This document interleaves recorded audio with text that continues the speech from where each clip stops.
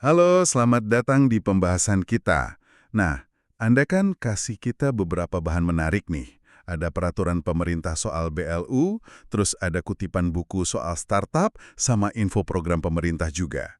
Karena Anda baru mulai kenal istilah-istilah ini, yuk kita coba bedah bareng, apa sih bedanya startup sama Badan Layanan Umum atau BLU?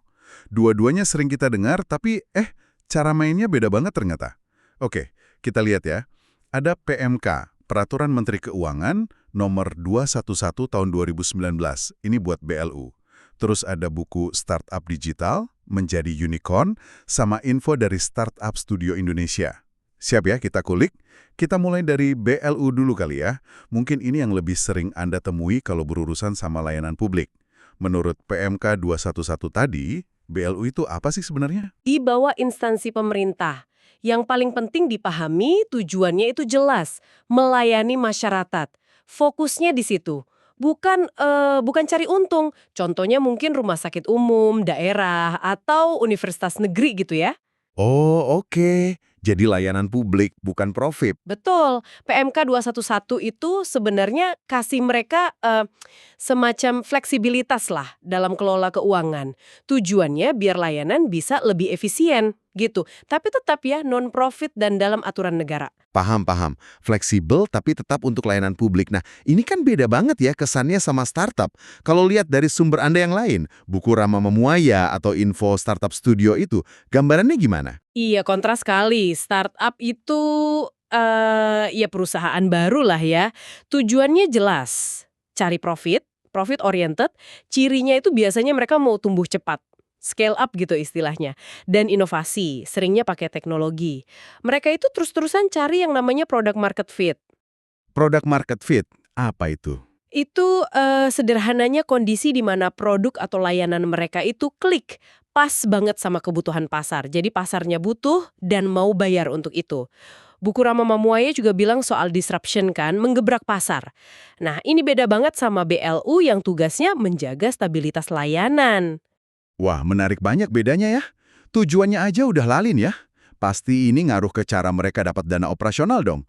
BLU kan jelas ya, dari negara. Betul sekali, BLU itu sumber dananya ya dari APBN atau APBD, bisa juga dari pendapatan layanan mereka sendiri. Tapi tarifnya diatur pemerintah, semuanya untuk mendukung misi layanan publiknya itu. Nah startup, beda cerita. Gimana tuh kalau startup? Mereka butuh modal gede biasanya buat tumbuh cepat tadi, jadi carinya dari luar. Sumber Anda kan sebut ada angel investor. Itu biasanya orang kaya perorangan yang berani investasi di tahap awal banget, risikonya tinggi. Terus ada venture capital atau VC. Ini perusahaan investasi profesional. Mereka masuk biasanya pas startup udah mulai kelihatan potensinya untuk didanai biar makin gede. Oke, jadi dari investor ya, bukan negara. Terus di materi Startup Studio ada istilah bootstrap, pre-seed, seed, series A. Itu tahapannya gitu ya? Tepat, itu kayak jenjang perjalanan startup. Mulai dari bootstrap, itu modal sendiri banget.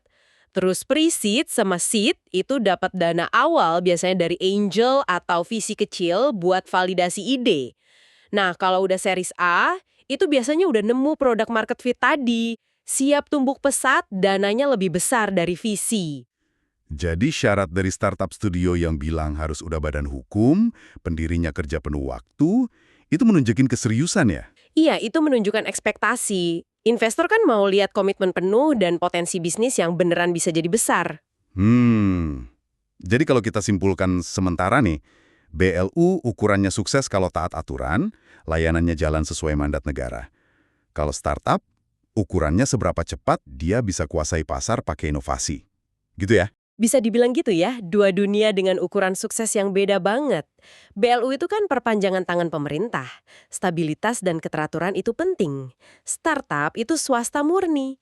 Didorong pasar, cari model bisnis yang scalable. Scalable itu maksudnya? Artinya, model bisnisnya bisa melayani lebih banyak pelanggan tanpa harus nambah biaya operasional sebesar penambahan pelanggannya.